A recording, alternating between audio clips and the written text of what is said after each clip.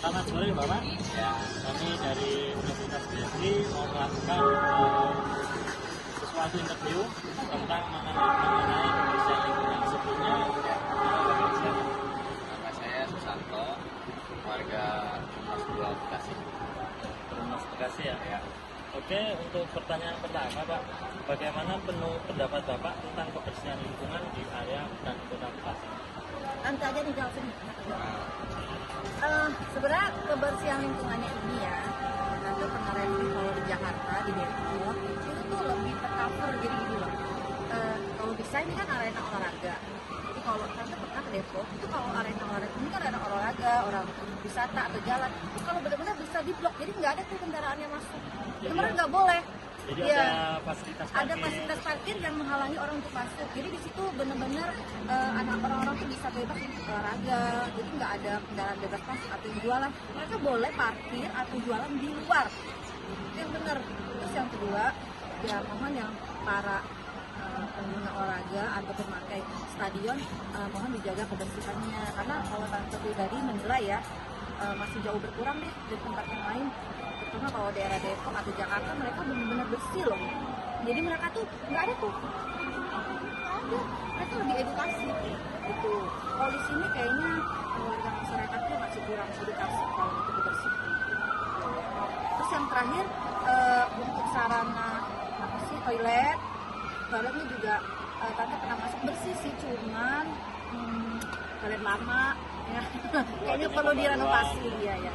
Kayaknya itu deh, 3 poin itu dulu ya. Pertanyaan kedua, Ibu, menurut Ibu seberapa pentingnya sih menjaga kebersihan lingkungan, mungkin dari di hutan kota ini sendiri maupun di lingkungan sekitar rumah mungkin atau di perumahan? Oh gitu. Ya kalau itu sebenarnya penting banget ya. Karena apa? Kalau kita bersih, kita kan jadinya nyaman, jadinya sehat. Bener nggak? Ya. Karena kebetulan saya juga sebenarnya orang edukasi nih. Makanya tante berani ngomong gitu. Jadi kalau kotor kan gimana kita mau sehat ya kalau kotor ya? Satu. Terus yang kedua, kalau bersih itu kan nyaman. Nah, kalau nggak bersih kayak gini nih, sebenarnya kan nyaman ya.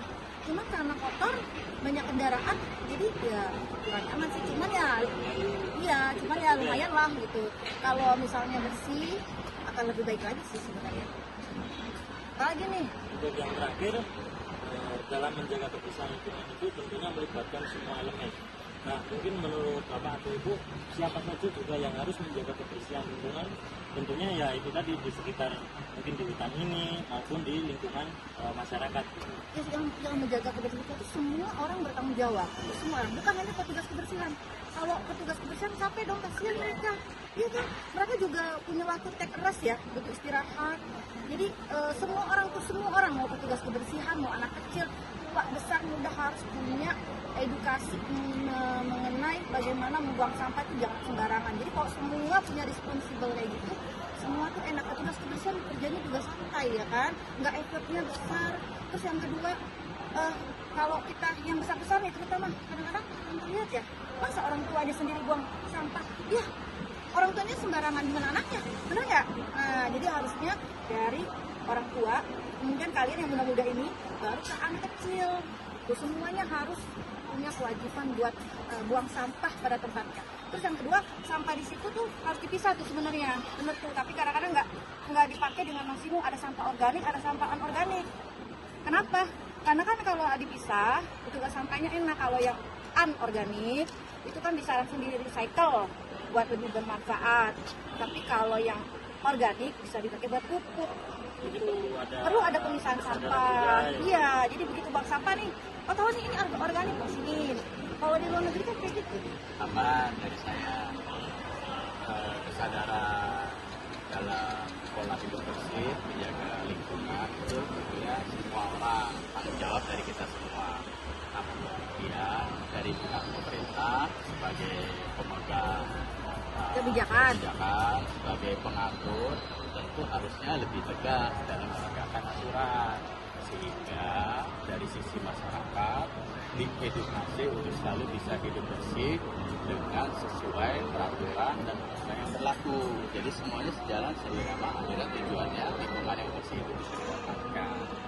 ini paling penting nih, kalian masih mahasiswa kan, nanti bakal jadi, karena kita udah pernah ngalamin jadi mahasiswa ya, nanti itu tanggung jawab kalian. Sekarang nih masih muda nih, idealis nih, nanti kalau udah bapak-bapak, ibu-ibu tuh akan muncul tuh idealisnya, masih bisa bertahan nggak itu? Harus dipertahankan sampai kakek nenek. Apalagi? Jangan cuma itu doang. Ya mungkin hanya itu Pak pertanyaan dari kami. Mungkin kedepannya tentang kebersihan lingkungan juga harus kita jaga sama-sama, dimulai dari kesadaran diri kita, mungkin juga dari pihak pemerintah juga bisa memberikan kebijakan terhadap semua elemen lingkungan, dan nantinya kebersihan lingkungan akan berjalan dengan baik gitu Pak. Ya. Mungkin hanya itu Bapak Ibu, terima kasih atas waktunya. Terima kasih.